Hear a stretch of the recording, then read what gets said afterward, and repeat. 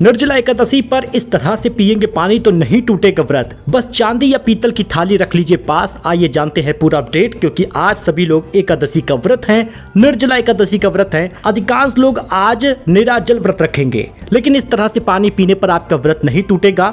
देख लीजिए पूरा अपडेट, अंत तक बने रहिए। चलिए शुरू करते हैं। 25 जून गुरुवार को निर्जला एकादशी का व्रत रखा जा रहा है। यह व्रत हर वर्ष जेठ महीने के शुक्ल पक्ष की एकादशी को रखा जाता है। वैसे तो पूरे साल 24 एकादशियां आती हैं, लेकिन जेठ महीने की निर्जला एकादशी का बड़ा महत्व है। मान्यता है कि निर्जला एकादशी का व्रत करने से 24 एकादशियों का फल तो मिलता ही है, इसलिए इसे बड़ी एकादशी भी कहते हैं। हालांकि बहुत से लोग गर्मी के मौसम में बिना पानी के व्रत रखना असंभव ही मानते हैं, इसलिए कुछ लोगों को व्रत से छूट मिली हुई है।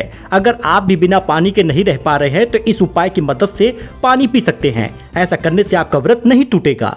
पौराणिक कथाओं के अनुसार महाभारत काल में भीमसेन भोजन और जल के बिना व्रत नहीं रख पा रहे थे।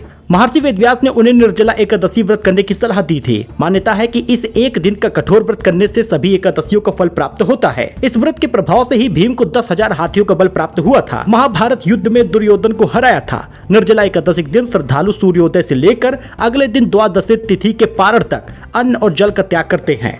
व्रत के दौरान भगवान विष्णु, माता लक्ष्मी, तुलसी जी की पूजा की जाती है। भक्त विष्णु सहस्त्र नाम, गीता पाठ, भगवान के मंत्रों का जाप करके पुण्य अर्जित करते हैं। उदय तिथि के आधार पर निर्जला एकादशी 25 तारीख गुरुवार को है, लेकिन 26 को आप पारण करेंगे सुबह 5:25 से लेकर 8:13 पर। इस तरह से पानी पिएंगे तो व्रत आपका नहीं टूटेगा। ओम नमो नारायण मंत्र का 21 बार जप कर लीजिए। निर्जला एकादशी के दिन अगर आप पानी बिना नहीं रह पा रहे हैं तो इस मंत्र का जप कर लीजिए। इसके बाद चांदी या पीतल की साफ थाली में गंगा जल मिला हुआ पानी डाल दीजिए। इसके बाद घुटने व हाथों को जमीन पर रखकर पशुवत जल पी सकते हैं। ऐसा करने से निर्जला एकादशी का व्रत भंग नहीं होता। मतलब जिस प्रकार से जानवर पानी पीते हैं वैसे आपको पीना होगा। जी हाँ, इस प्रकार से पिएंगे तब आपका व्रत नहीं टूटेगा।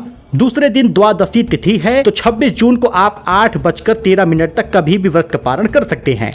कुछ लोगों को पानी पीने की इजाजत होती है। धार्मिक मान्यता है कि इस व्रत को श्रद्धा नियम पूर्वक करने से पापों का नाश होता है, जीवन में सुख समृद्धि आती है, मोक्ष की प्राप्ति होती है। साथ ही गर्मी के मौसम में प्यासे लोगों को जल, छाता, पंखा, फल, वस्त्र का दान करना अत्यंत शुभ माना गया है। धार्मिक मान्यताओं में यह भी बताया गया है कि बुजुर्ग, गर्भवती महिलाएं, बीमार व्यक्ति अपनी स्थिति के अनुसार व्रत को करते हैं। आवश्यक बदलाव भी इसमें कर सकते हैं, क्योंकि भगवान भाव देखते हैं जो सबसे महत्वपूर्ण है। तो मैंने आपको बता दिया है, पशुवत तरीके से आपको पीना होगा। 21 बार मंत्र का जप करना होगा। किसी थाली में चांदी के, किसी प्लेट में पानी को रखना होगा और पशुवत पीना होगा। तब जाकर आपका व्रत नहीं टूटेगा और आप पानी भी पी लेंगे।